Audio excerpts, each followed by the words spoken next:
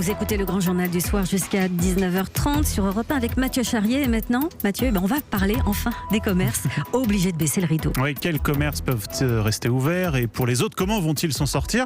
Nous sommes en ligne avec Francis Palombi, président de la Confédération des commerçants de France. Bonsoir monsieur. Bonjour, bonsoir. Alors on avait envie d'y voir déjà un petit peu plus clair avec vous avant de parler des conséquences économiques. Alors d'abord, on a compris que les commerces alimentaires pouvaient rester ouverts, les pharmacies, les bars tabac, mais quid des autres qui sont aussi essentiels à notre quotidien? Par exemple, mon garagiste, sans voiture, je suis bloqué. Selon vous, il peut rester ouvert lui ou pas?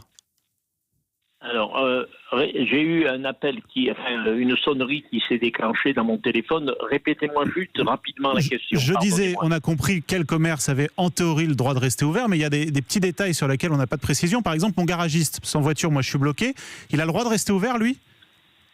Eh bien, écoutez, les précisions, je pense, nous les aurons au plus tard demain matin à 9h à la grosse réunion téléphonique avec les représentants professionnels, parce qu'effectivement, c'est une question pertinente.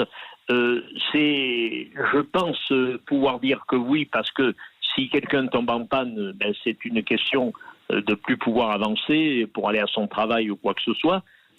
Ça pourrait prendre un caractère prioritaire. Mais c'est ça, mais aujourd'hui, on est là-dessus, quoi. On est sur les commerces qui sont prioritaires. Mon plombier, si j'ai une fuite, ce genre de choses. Voilà, il y a des commerces prioritaires, que ce soit de l'artisanat, que ce soit les tabacs, que ce soit... parce que le problème des tabacs, c'est qu'il y a des gens, malheureusement, ça c'est pas à moi de juger, ceux qui fument et qui en plus vivent une phase anxiogène, on ne peut pas plus, c'est évident que si le tabac est fermé, ça risquerait d'accentuer encore l'aspect détérioration psychologique, parce que dans cette crise, il y a plusieurs choses qui se mélangent. Mais bon, votre question, alors, moi, je suis en train, là, pendant que vous m'appelez, j'avais commencé un email avant la réunion de demain, parce que j'ai été saisi par des commerçants qui ont lu le fameux article du 14 mars 2020, donc de cette fin de semaine, où sur le principe, j'ai relu l'article 1 qui concerne directement les commerces qui ne peuvent pas ouvrir. Ils sont cités et je n'ai pas retrouvé les commerçants individuels. Oui. Mais apparemment, le Premier ministre, si on écoute et si on se remémore ce qu'il a dit hier soir, eh bien, il y a eu bien sûr la fermeture. Il a parlé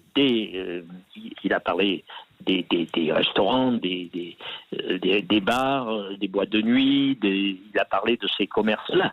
Et il a dit également, pour que les flux se réduisent au maximum pour lutter contre la propagation, il faut fermer les commerces qui ne sont pas de première nécessité et ne pourront rester ouverts ceux qu'il a cités. Parce que ce qui peut aboutir à des choses étranges, Francis Palombi, un marchand de chaussures qui va devoir baisser le rideau alors que la grande surface d'à côté qui vend des chaussures, elle sera ouverte parce qu'elle vend aussi de la nourriture.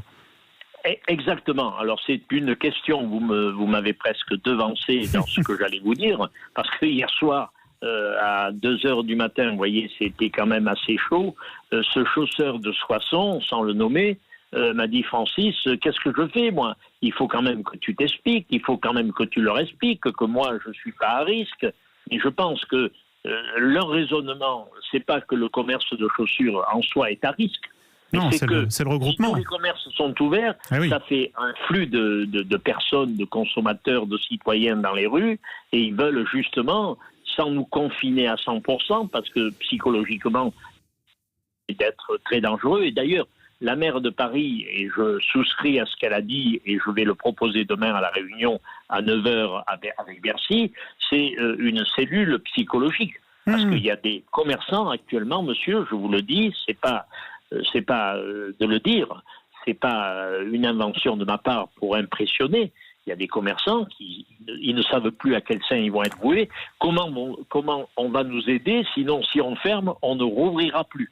Vous voyez, il y a un pessimisme terrifiant. Il faut dire que ça s'est jamais vu, une telle fermeture massive. On est d'accord. Alors moi, je vais me axer mes demandes en force avec d'autres organisations professionnelles. Tout à l'heure, il y avait Alliance sur le commerce, le jeune directeur sur BFM TV. Il a dit: on va demander non pas un report, on va demander, tant que la crise est là, suppression des charges patronale et sociale.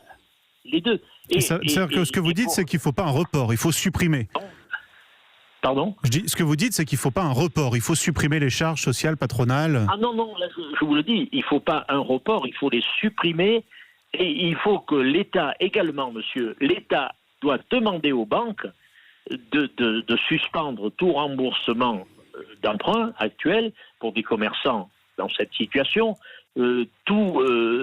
abolir tout frais financier à quelque niveau que ce soit, et il faut que le gouvernement demande aux assurances, si ce n'était pas prévu au contrat, et c'est le cas, eh bien que la perte d'exploitation soit intégrée